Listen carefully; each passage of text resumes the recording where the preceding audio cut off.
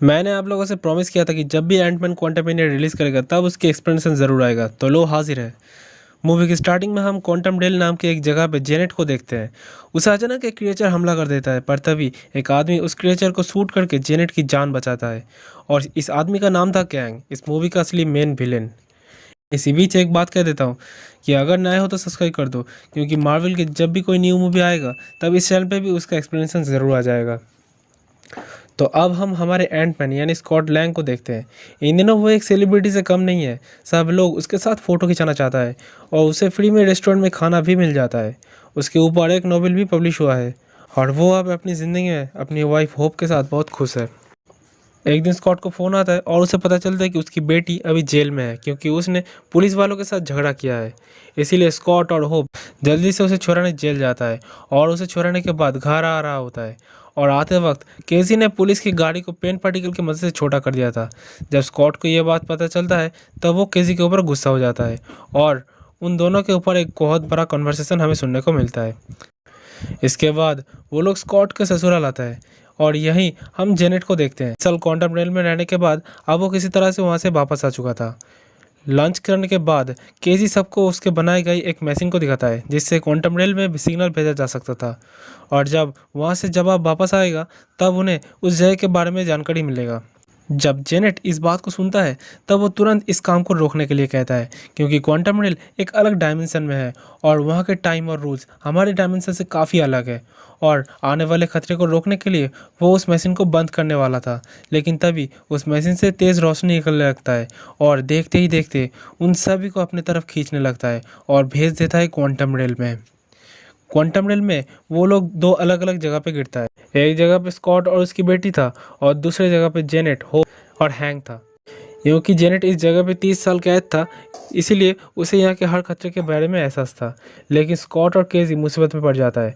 उन्हें कुछ एलियंस पकड़ के उनके अड्डे पे ले जाता है। स्कॉट उन लोगों की बातें समझ नहीं पा रहा था, तभी वो लोग उसे एक चीज़ पिलाता है जिसे पीने के बाद उसे अपने आसपास के सभी लोगों की लैंग्वेज समझ में आ जाता है। स्कॉट उन लोगों को अपने बारे में सब कुछ बताता है और कहता है कि हमें बस घर वापस जाना है। लेकिन वहाँ के हेड कहता है कि तुम हमारे लिए खतरा हो, क्योंकि तुम्हें ढूंढने के लिए कैंग यहाँ पे ज़रूर आएगा, क्योंकि कैंग ही इस जगह का किंग होता है। इधर हम इन दोनों को देखते हैं जहाँ जेनेट उसके एक पुराने दोस्त से एक सवारी लेके एक जगह पे जाता है जहाँ वो लोग लॉर्ड कायलन नाम के एक आदमी से मिलता है। एक टाइम पे लॉर्ड और जेनेट एक साथ कैंग के खिलाफ लड़ रहे थे, लेकिन जब जेनेट यहाँ से वापस गया था तब ये मजबूरन कैंग के लिए काम करने लगा है। असल में ये आदमी इन्हें पकड़ के कैंग के पास ले जाने के लिए यहाँ पे आया था। बात खत्म करने के बाद ही वहाँ पे गार्ड्स आ जाता है और हैंग वहाँ पे रखे एक ऑक्टोपस को बड़ा कर देता है, जिससे सभी लोग उन्हें छोड़ के अपने आप को छुड़ाने में लग जाता है। और इसी बीच वो लोग उनके स्पेसशिप लेके वहाँ से भाग जाता है। अब जेनेट उन लोगों को सब कुछ सच बताता है। जब वो उस दिन कैंग से मिला था तब कैंग ने उसे कहा था कि वो भी जेनेट की तरह यहाँ पे फंस गई है, लेकिन उसके पास एक शिप है जिसे मल्टीवर्स में ट्रैवल किया जा सकता है। पर यह शिप एक एनर्जी कोर से चलता है जिसकी एनर्जी ख़त्म हो गई है, इसीलिए उस कोर को रिचार्ज करने में जेनेट उसकी मदद करती है और बहुत दिनों के बाद वो कामयाब भी हो जाता है। लेकिन उसे शिप में फिट करते वक्त जेनेट की इस शिप से जुड़ी एक विज़न दिखाई देता है और उसे पता चलता है कि यह आदमी उसके सामने अच्छा दिखने की सिर्फ ढोंग कर रहा है। ये तो असल में सभी जगहों का खात्मा करने वाला कैंग द कॉन्करर है। और ये बहुत ग्रह को ख़त्म करने के बाद जब वो इस जगह के ऊपर से गुजर रहा था तब उसकी शिप बंद पड़ गया और ये यहीं पे फंसा हुआ रह गया। लेकिन अगर ये यहाँ से निकलता है तब ये धीरे धीरे सब कुछ ख़त्म कर देगा, इसलिए जेनेट उस कोड को पेंट पार्टिकल की मदद से बड़ा कर देता है। और जब वो यहाँ से निकलने में नाकामयाब रहता है तब वो इस जगह को ही अपना अड्डा बना लेता है। और अब कैंग जेनेट और उसके परिवार को ढूंढ रहा है ताकि वो उस कोड को छोटा बना के यहाँ से निकल सके और दुनिया को ख़त्म कर सके। इधर स्कॉट और केजी को मोडॉक नाम के एक रोबोट पकड़ लेता है और कैंग के पास ले जाता है और कैंग स्कॉट को केसी के जान के बदले में उस कोड को छोटा करने में मजबूर करता है। जब वो उस कोड को छोटा करने उस कोड के पास जाता है तभी वहाँ पे होप भी आ जाता है और वो दोनों मिल के उस कोड को छोटा करता है। कोड छोटा होता है, कैंग आके स्कॉट और होप को मार के बेहोश करके जेनेट को कैद करके अपने पास ले जाता है और मोडॉक हैंक की स्पेसशिप को डिस्ट्रॉय कर देता है। ऐसे में जब चीटियों की गॉडफादर हैंक मुसीबत में पड़ता है तब वो उन्हें ढूंढता हुआ उसके पास आता है। इधर जब कैंग जेनेट को अपनी प्लान बताने में बिजी था, तब केजी खुद को उन लोगों से छुड़ा के उन एलियंस की सरदार को आज़ाद कर देता है और उन लोगों के साथ कैंग के ऊपर हमला बोल देता है और केजी के साथ मोडॉक लड़ने लगता है। तब स्कॉट खुद को बड़ा करके सब कुछ दावा करने में लग जाता है। और अब इस शानदार लड़ाई को मैं एक्सप्लेन नहीं कर सकता, इसके लिए आपको पूरी फिल्म देखनी पड़ेगी और इसके मज़ा लेना पड़ेगा।